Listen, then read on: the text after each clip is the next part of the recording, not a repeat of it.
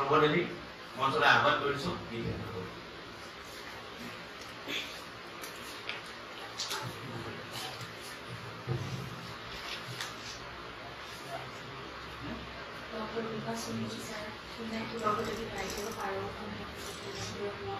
নমস্কাৰ জনাইছোঁ আপোনালোক সকলোকে শুভেচ্ছা। মই সংকলনটিত মুঠতে 5টা কবিতা মই অনুবাদ কৰিছিলোঁ আৰু মাষ্টাৰ্ছ কৰোঁতে তেখেতৰ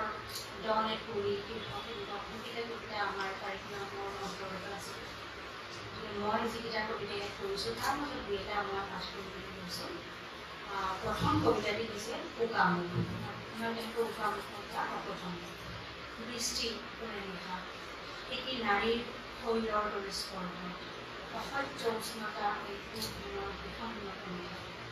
বতাহত মাছ আৰু দাড়িৰ তীব্ৰ ভংগী কোনোৱে কথা ক'ব বিচৰা নাই। কেনেকৈ পাৰ হ'ব কোনজন দুভৰি পতাৰে পাৰ কৰি গৈছে পানীৰ লক্ষ্য দৃশ্য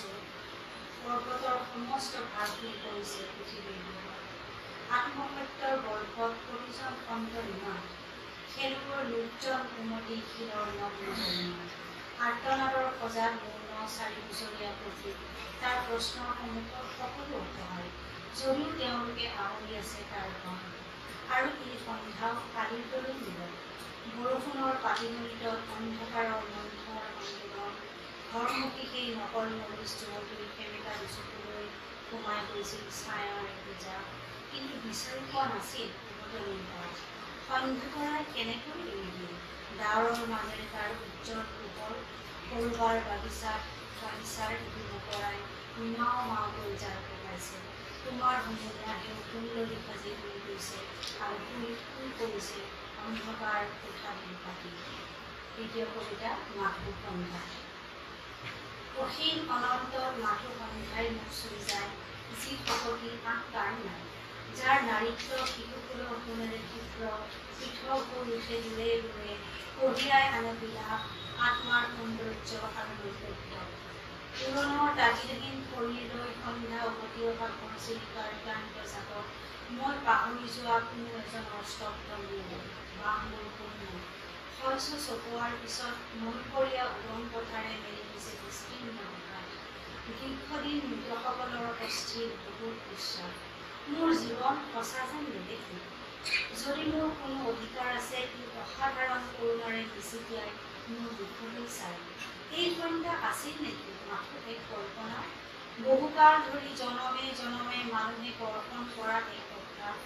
জীৱন আৰু মৃত্যুৰ মাজৰ এক স্থবিৰ যন্ত্ৰণা শোকাহত স্বৰ্ণত জনম লৈ এই ৰাতিয়ে উন্মুক্ত কৰিছে আন এক পিঞ্জৰা মেলি দিছে বিৰিখ বনৰ মাজেৰে বিবাহ স্বপ্নৰ জীৱকুল যেন আমি সম্পূৰ্ণ আৰু আমাৰ মৌনতাৰ লেখাখিনি সম্পূৰ্ণ কৰি তৃতীয় কবিতাটো এইটো মানে মই কৰাৰ ভিতৰত এইটোৱে সকলোতকৈ ছুটি আছিলে কিন্তু এই কবিতাটো মোৰ আটাইতকৈ প্ৰিয় মোৰ নিজৰ কাৰণে এইটোৱে পাঠ কৰিছোঁ সহজ হৈ আমাৰ পিতা আৰু মই ৰোৱা আম্বজোপা অন্ধৰাৰ দৰে উঠি গৈছে মৌচুমী বৰ্ষাৰ ভাৱে এই শাখা প্ৰশাখাৰে আচ্ছাদিত বতাহ সুগভীৰ শীতল আৰু পৰিষ্কাৰ তেওঁৰ মৃত্যু শূন্যতাৰে ক্ষীৰ হৈ আহিছে কোনো এক সুৰংগৰ কোমৰ নমস্কাৰ।